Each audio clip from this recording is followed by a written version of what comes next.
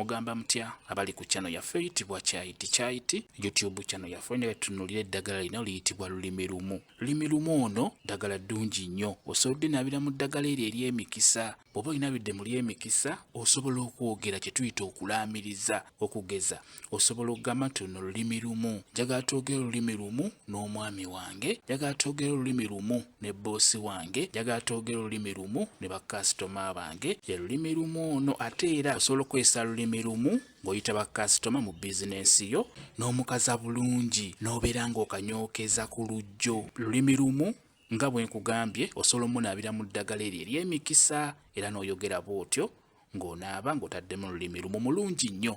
Munaabire mu ddagala ery'emikisa osobola okwogera olulimi lumu n'omwami wo abeere ng'akuwulira, olw'ensonga mugenda kubeera nga mwogera olulimi lumu. Boosi wo, bakasitoma abo beera ng'onaaba lulimi lumu ono mulungi nnyo. Kyekyo kambe WhatsApp namba yange osobola okumbuuza, nja kwongera okunnyonnyola ku vidiyo eno.